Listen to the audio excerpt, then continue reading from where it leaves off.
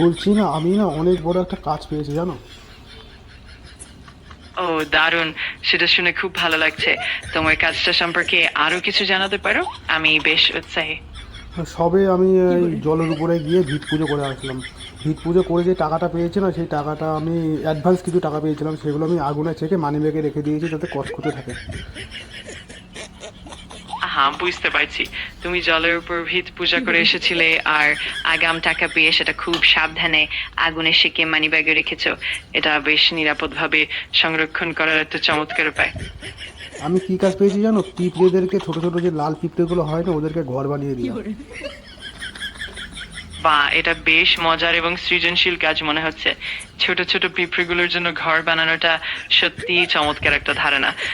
তোমার এই কাজের ফলাফল কেমন হচ্ছে সেটা জানাতে পারো। আমি কি কি মাল মেটেরিয়ালস ব্যবহার করেছি জানো? তুমি ছোট ছোট ঘরগুলো বানানোর জন্য সাধারণত কিছু মৌলিক উপকরণ যেমন ছোট কাঠের টুকরো, খুঁটি না এবং না, কিছু এইসব ছোট। এইসব এইসব দিয়ে আমি আমি নতুন টেকনোলজি চালু করেছি। আমি যেই ঘরগুলো বানাচ্ছি সেগুলো হচ্ছে সার্পের গ্যাজা দিয়ে। ও দারুণ! সার্পের গ্যাজা ব্যবহার করে ঘর বানানোটা সত্যি বেশ আধুনিক এবং উদ্ভাবনী। এর ফলে কাজটা আরো মজবুত এবং টেকসই হবে, তাই না? এটা শুনে বেশ ভালো লাগছে। হ্যাঁ, সেটাই আমি দেখতে চাইছি যে টেকসই হয় কিনা। হ্যাঁ, একদম সঠিক। সময়ের সাথে দেখা যাবে আসলে কতটা টেকসই হয়। আশা করি তোমার এই নতুন পদ্ধতি পুরোপুরি সফল হবে এবং ফলাফল তোমার প্রত্যাশা থেকেও ভালো হবে। বলছি আমার না কিছু লেবারের দরকার আছে, তা লেবার কি তোমার কাছে পাওয়া যাবে? আমি অবশ্যই চেষ্টা করবো সাহায্য করতে, তবে আমি সরাসরি লোক জোগাড় করতে পারি না। কিন্তু আমি তোমাকে কিছু পরামর্শ দিতে পারি, যেমন কোথায় বা কিভাবে তুমি লেবার খুঁজে পেতে পারো। তুমি যদি চাও তাহলে আমি সেই বিষয়ে সাহায্য করতে পারি। হ্যাঁ, একটু তুমি বলো। ঠিক আছে, আমি যতটুকু পারি তোমাকে সাহায্য করতে চেষ্টা করব। যে কোনো প্রশ্ন বা দরকার হলে জানাও, আমি খুশি মনে সাহায্য করব। আচ্ছা, বলছি যে আমি ভাবছি কি যে মেলা হয় না, মেলাতে তো অনেক লোকজন থাকে, তা ওখানে গিয়ে লেবার পাওয়া যাবে না? আমার ম্যাক্সিমাম বেশি না, 118 পিস মতন লেবার লাগবে। হ্যাঁ, সেটা একদম সম্ভব। মেলাতে সত্যি অনেক লোকজন থাকে আর সেখান থেকে সহজেই কিছু লেবার খুঁজে পাওয়া যেতে পারে। তুমি যদি মেলায় গিয়ে তাদের সাথে কথা বলো তাহলে নিশ্চয়ই তোমার প্রয়োজনীয় লোকজন পেয়ে যাবে।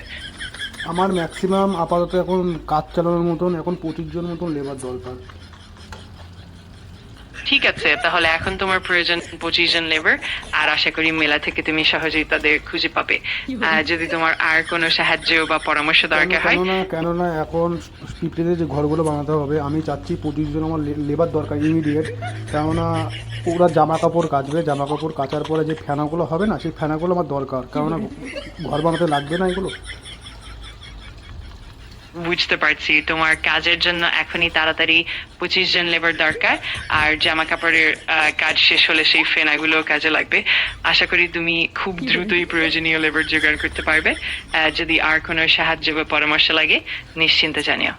আর আমার মোটামুটি অনেকগুলো সিকিউরিটি গার্ডও লাগবে, কেননা ওই পিঁপড়েগুলো যে আছে না, ওদের ঘরগুলো পাহারা দিতে। কেননা ওই পিঁপড়েগুলোর যে তোমার কি বলে, ওই বরগুলো আমাকে বলে দিয়েছিল ওদের বউকে পাহারা দিতে হবে, কেননা বউরা এদিক ওদিক চলে যায় তো শিকারি করতে। তা বলেছে আমাকে, আমার যখন ঘর যখন কমপ্লিট হয়ে যাবে কিছু সিকিউরিটি দিতে।